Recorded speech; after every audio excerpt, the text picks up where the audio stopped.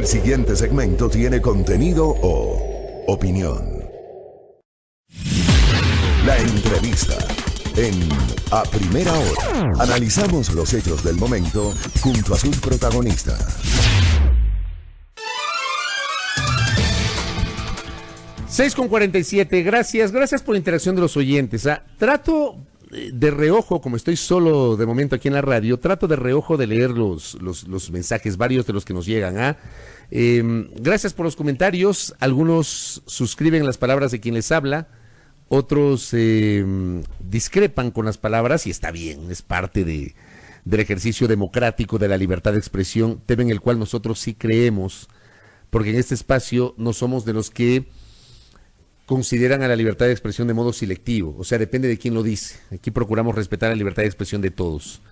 Así que gracias por los comentarios que también nos retroalimentan para seguir generando información y obviamente nuestra opinión en este espacio de noticias. Bueno, retomemos el caso Sobornos 2012-2016. Ustedes en el comentario y para los nuevos oyentes que se han sumado después seguramente desde el comentario, tenemos incluso sintonía desde Italia, gracias a Marcelo Fonti que nos escucha desde Italia. Decirles que hoy evidentemente hay una expectativa porque a las 8 de la mañana se instalará este proceso judicial, la audiencia del juicio del caso Sobornos 2012-2016. Ratificar que a quien les habla, en su condición de periodista, no le corresponde señalar si alguien es culpable o no, pero sí demandar, exigir como periodista y como ciudadano que el proceso se desarrolle con normalidad, respetando el debido proceso, la presunción de inocencia y el derecho a la defensa, que son principios universales del derecho que no siempre se entienden, sobre todo hoy. En el Ecuador de hoy creo yo que hay un segmento de la sociedad que no la tiene claro. Nosotros aquí sí lo tenemos claro en ese sentido, más allá de cualquier cosa. Esta audiencia que se instalará a las 8 de la mañana tiene además un ingrediente que lo vamos a conversar con nuestro invitado, la recusación que ha sido planteada contra el tribunal, los integrantes del tribunal, por parte de la defensa del expresidente Rafael Correa. Su abogado, el doctor Fausto Jarrín Terán, visita A Primera Hora. Doctor, bienvenido, buenos días, ¿cómo le va? Hola Fabricio, qué gusto estar nuevamente por acá. Un saludo para toda la ciudadanía que nos escucha. A ver, doctor, ¿sí o sí se instala la audiencia a las 8? Está clarísimo que sí o sí se va a instalar. Va a haber audiencia a las 8 de la mañana. Va a haber audiencia, así es. Ahora, las circunstancias en las que se va a instalar es las que nos tienen a todos realmente en zozobra, ¿no? Y esta no es la primera vez que sucede, ya sucedió en la instalación de la audiencia preparatoria de juicio, cuando en circunstancias muy similares la maquinita de los sorteos se dañó, el funcionario que tenía a su cargo realizar el sorteo manual creo que se enfermó, creo que le dieron permiso para irse a algún lado lejos y sortearon recién varios días después. Eso generó y eso facilitó que la doctora Daniela Camacho instale la audiencia, para ya con la audiencia instalada, ya adelantada cierta parte de la audiencia, se vea obligada a suspenderla. Pues en esta ocasión, como ya es costumbre en la función judicial, como es costumbre en la fiscalía, nuevamente la maquinita se dañó el día jueves en la mañana, recién el día viernes al mediodía sortearon la recusación, todo el mundo conoce de la recusación, se ventiló en los medios de comunicación hasta los nombres de los miembros del tribunal. Sin embargo, la notificación con el proceso de recusación no llegó a quien tenía que llegar, que es a las partes y a los jueces del Tribunal Penal, y por lo tanto ellos, hasta este momento, de manera justa, dicen no conocer oficialmente. No han sido notificados, ellos siguen siendo los jueces y ellos van a continuar con la audiencia hoy a partir de las 8 de la mañana. Así es. ¿Por qué plantearon la recusación? Mire, Fabricio, la recusación primero que nada es un derecho. Rechazo yo toda esa pretensión que ha nacido de intereses políticos y de urgencias políticas representadas, por ejemplo, por la lastimosa figura en la que se ha transformado el Procurador General del Estado o algunos abogados / políticos que se dedican a opinar en redes sociales sobre lo que debería o no debería ser. La recusación es un derecho y es un derecho que voy a ejercer siempre que yo crea que estoy asistido de él. Por una sencilla razón, este tribunal está constituido de manera ilegítima, de manera espuria. Este tribunal providenció fechas, providenció decisiones cuando todavía había recursos pendientes. Hay norma expresa que suspende la competencia durante los recursos. Si no se hubiese pospuesto la semana pasada la audiencia, hubiesen instalado la audiencia, todavía pendiente la audiencia del ex asambleísta Cristian Viteri por el recurso de hecho. Es de una irresponsabilidad bárbara lo que estamos viviendo. Si la desesperación, si los apuros que tienen por llegar a una sentencia contra el expresidente Correa, sentencia a la que no van a llegar, son tales, yo creo que lo mínimo que debería tener alguien con 2 dedos de frente es hacer las cosas bien y no llenarse de atropellos y arbitrariedades. A ver, usted nos aclara, en derecho la recusación es una figura a la cual se puede echar mano. ¿Por qué los 3 jueces fueron recusados por ustedes? Y perdón el uso del término, ¿es un manotazo de ahogado para impedir la instalación del proceso? ¿O estos 3 jueces tienen o no garantizan, mejor dicho, el desarrollo del proceso en debida forma? O sea, ¿por qué ustedes los recusan? Manotazos de ahogado, creo que quien está dando manotazos de ahogado es el régimen. Quien está dando manotazos de ahogado son sus empleados en el Consejo de la Judicatura, sus empleados en la Fiscalía. Esta defensa técnica no está dando manotazos, esta defensa técnica está exigiendo que se respeten los derechos. El tribunal se constituyó cuando no debía. El tribunal se constituyó por descarte, como bien dijo algún grupo de periodistas que sabían los nombres antes de que existan los nombres. Este tribunal se constituye con un presidente de sala que es juez temporal. Y este tribunal empieza a generar providencias y a tomar decisiones cuando su competencia estaba suspendida.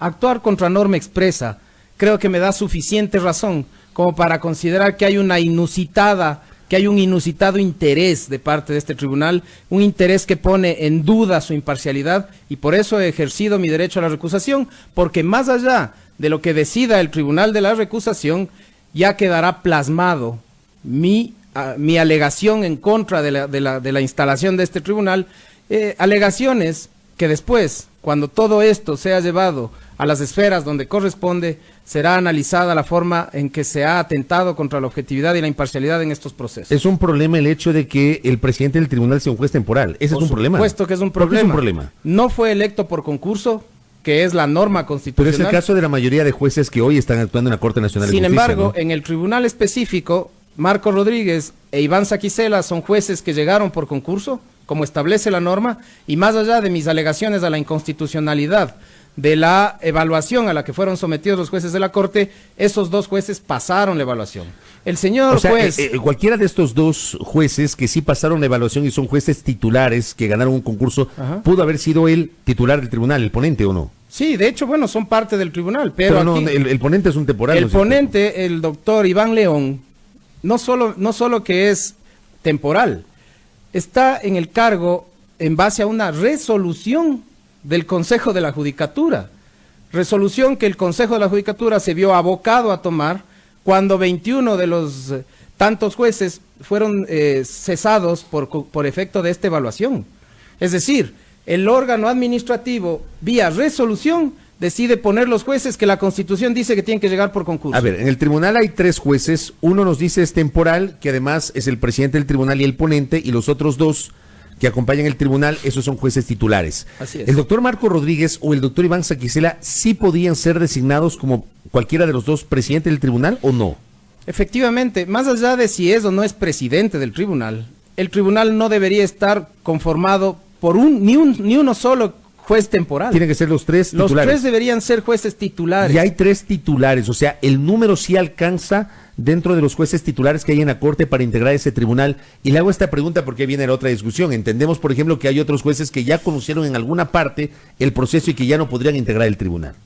Efectivamente, pero ese no es un problema de la defensa técnica. Ese es un problema de la Corte. Por supuesto, porque para hacer la evaluación debían haber tenido listo el proceso de concurso. La Corte Interamericana de Derechos Humanos ha resuelto más de una vez que cuando no existe el requisito de inamovilidad para el juez que decide algo, su imparcialidad está viciada, y es lógico. En este país, los jueces que estaban resolviendo los temas políticos estaban siendo evaluados evaluados además en evaluaciones que se ventilaron públicamente, con evaluadores que ahora van a ser veedores y con una situación absoluta de inseguridad jurídica, no solo para esos mismos jueces, sino para todos los demás que estábamos siendo procesados o juzgados ante ellos. La doctora Daniela Camacho, por ejemplo, el día anterior a instalar la audiencia preparatoria de juicio, estaba rindiendo la prueba. ¿Qué garantía de imparcialidad puede haber si los jueces son sometidos a ese nivel de evaluación? Evaluación que además no está en la norma constitucional, evaluación que está a este momento sometida a una demanda de inconstitucionalidad y a la observación de la Relatoría Permanente para la Independencia de Magistrados y Abogados. Ahora, por ahí veo algún comentario de un oyente y me invita justamente a hacerle esa pregunta directa. ¿Esta recusación es porque no les gustan los jueces? O sea, ¿tienen que gustarle a la defensa algún juez o a los procesados algún juez? Digamos, es lo que muchas veces dice la gente. Como no le gusta el juez, le empiezan a generar una serie de recursos para dilatar el proceso. Vuelvo a lo anterior. Conozco la trayectoria del doctor Iván Saquicela y conozco la trayectoria del doctor Marco Rodríguez. Los dos me parece que son jueces que gozan de la legitimidad para estar donde están. No conozco en absoluto la trayectoria del doctor Iván León. Y no me interesa la trayectoria de ninguno de los tres al momento de sentarme o plantearme frente a un tribunal y ejercer mi defensa técnica respecto de cualquier persona a la que yo defiendo. No tiene absolutamente nada que ver. Lastimosamente así se quiere plantear las cosas y así se quiere generar la discusión en derecho. Vuelvo a decir, es un tribunal que emitió providencias y tomó decisiones cuando estaba suspendida su competencia. Es un tribunal que se completó por descarte. Están hechas alegaciones desde antes de que empiecen a providenciar respecto de las razones, por ejemplo, de por qué la doctora Muñoz no fue parte del sorteo. Y las razones que ese mismo tribunal me ha dado, es decir, siendo juez y parte, son razones que no me convencen a mí. Y la recusación es un derecho que tengo yo para poner eso a cargo de un juez imparcial, para que ese juez imparcial me diga si tengo o no tengo razón. Ahora, cuando se recusa, cuando se plantea la recusación, obligatoriamente tienen que resolver la recusación. O sea, no hay cómo dejar, digamos, no hay cómo no tomar en cuenta esta recusación, hay que resolverla. Mire, Fabricio, con las cosas que hemos visto, con las cosas que hemos vivido en estos últimos 2 años, todo es posible con la justicia en el Ecuador, todo es posible. Pero en derecho la recusación debería ser conocida. Tiene que resolverse, por supuesto, si no, no existiría la institución, si no sería una salvedad dentro de algún artículo que se refiere a las posibilidades de alegación dentro del proceso. Este es un proceso aparte, por eso se sortea un tribunal aparte. Ese tribunal deberá validar mis alegaciones. Hay una norma que establece taxativamente cuáles son las causales para la recusación y los jueces del tribunal tendrán que decirme si tengo o no tengo razón respecto de lo que he planteado. Si se da paso, o sea, si los jueces del tribunal son notificados el día de hoy, mañana, no sabemos cuándo, son notificados con la recusación, automáticamente debe suspenderse el desarrollo de la audiencia de juicio hasta que se resuelva la recusación. Efectivamente. ¿Y cuánto tiempo tardaría en resolverse la recusación? ¿Para eso hay plazos o no? No hay un plazo específico, pero las recusaciones en los casos que están relacionados a personajes políticos se desenvuelven a la velocidad de la luz y las otras recusaciones se desenvuelven a la velocidad del gobierno, o sea, lentas.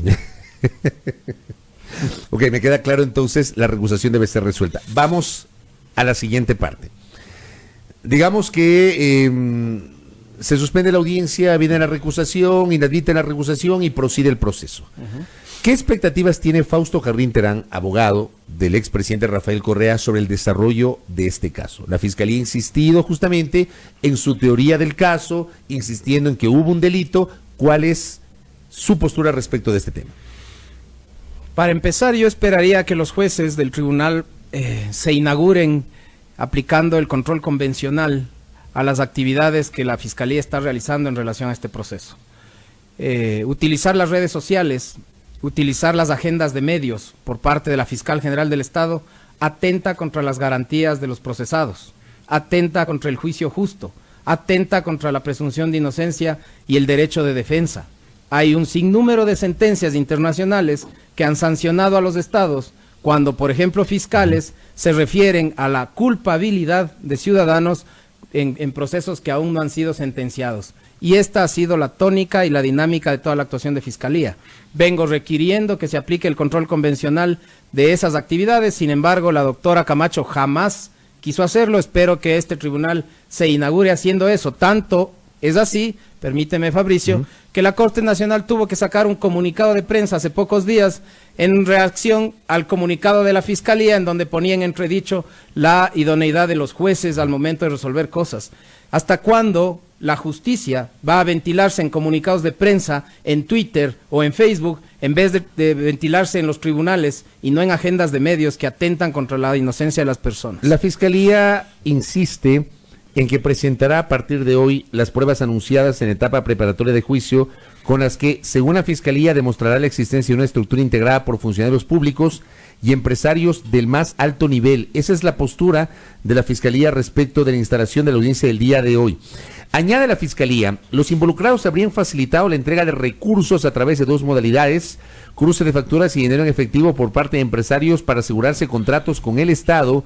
Esas adjudicaciones se efectuaban por medio de cartas de invitación directa o convenios de pago. Esto ayer difundió la Fiscalía para, de alguna manera, refrescar la información en torno a su postura sobre este caso. Veamos qué puso, esto también puso la Fiscalía ayer. El expresidente Rafael Correa, el exvicepresidente Jorge Glass, los exministros María de los Ángeles Duarte, Vinicio Alvarado y Walter Solís, el ex asesor jurídico de la presidencia Alexis Mera y 15 personas más, entre ex funcionarios públicos de alto rango y empresarios, comparecerán como acusados por el delito de cohecho. ¿Cómo asume usted esta postura de la Fiscalía? La Fiscalía no tiene por qué refrescarle nada a nadie.